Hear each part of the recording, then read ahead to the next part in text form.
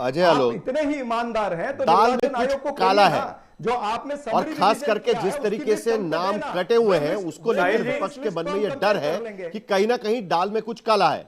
29 तारीख को जब सुप्रीम कोर्ट में भी सुनवाई हुई थी, सुप्रीम कोर्ट ने कहा कि ठीक है, हम ड्राफ्ट इलेक्टोरल जो रोल आएगा उसको हम नहीं रोकेंगे, 1 अगस्त को रोल आने दो, उसके बाद हम 12 तारीख को सुनवाई करेंगे। लेकिन उसके साथ साथ बड़ा इंटरेस्टिंग बात एक कही है उन्होंने, सूर्यकांत और जयमाला बागची, उनका जो बेंच था, उन्होंने साफ शब्दों में कहा है कि अगर मास एक्सक्लूजन्स होंगे तो हमें इंटरफियर करना होगा। अजय आलोक जी, यह भी कहा है सुप्रीम कोर्ट ने।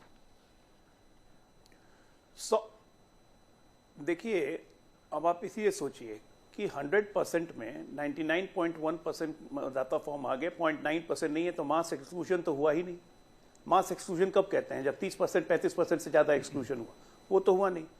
सापला साहब बहुत पढ़े लिखे समझदार व्यक्ति हैं, हमारे मित्रवर संबंध है, लेकिन मुझे आपसे ऐसी उम्मीद नहीं थी। आपने कहा सिर्फ एग्जीक्यूटिव ऑर्डर निकालते हैं, चर्चा नहीं करते।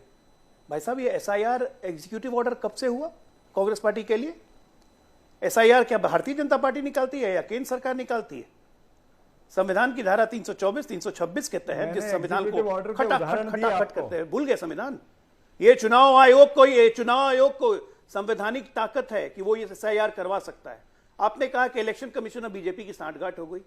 इससे पहले 3-4 बार एसआईआर हुआ। क्या कांग्रेस पार्टी अभी चुनाव आयोग की सांठगांठ थी क्या? लास्ट 2003 में हुआ, यूपीए उसके बाद आ गई। आपकी सांठगांठ थी क्या चुनाव आयोग से?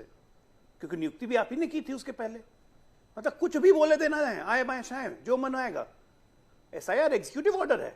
मतलब कोई पढ़ा लिखा जज वज सुनेंगे, लॉयर लोग सुनेंगे, पढ़े लिखे व्यक्ति जो संविधान जानते हैं सुनेंगे, कहेंगे कांग्रेस पार्टी को हो क्या गया है, क्यों चक्कर में फंसे हुए हैं भाई? नवल किशोर जी, परिवार 9 तारीख से 14 तारीख तक जनता में जाके क्या बताएंगे? पार्टी का नाश किया नहीं, छोटे में उत्तर दे देता हूं मैं। छोटे में उत्तर दीजिए। आपके सहयोगी दल कुछ बात करना चाहेंगे उसके बाद, जल्दी से छोटे में उत्तर दीजिए। सप्रा जी, पढ़े लिखे भारतीय जनता पार्टी के प्रवक्ता को यह मेरी बात समझ नहीं आई जब मैंने कहा कि टाइम पर ऑब्जेक्शन है, प्रोसेस और प्रोसीजर पर हमको ऑब्जेक्शन है। और यही ऑब्जेक्शन जो है आदरणीय अशोक लवासा जी ने भी जताई है, ओपी रावत जी ने भी जताई है, जेडीयू के जो मेंबर पार्लियामेंट। बंगाल में किस बात का ऑब्जेक्शन है? ठीक है, बंगाल में किस बात का ऑब्जेक्शन है? बंगाल में तो 1.5 साल बाद चुनाव है। बंगाल को छोड़िए, पहले आपकी बुद्धिहीनता का प्रमाण मिल गया ना, बुद्धिहीनता का प्रमाण मिल गया ना। अब बंगाल का ऑब्जेक्शन जो है, टीएमसी के प्रवक्ता जो हमारे साथ जुड़े हुए हैं उनसे मुझे पूछना है दरअसल। उतनी अकल रखा करो जब डिबेट करने आते हो, जो मुंह में आएगा आए बाएं साएं बोलोगे। क्योंकि नहीं, एक मिनट।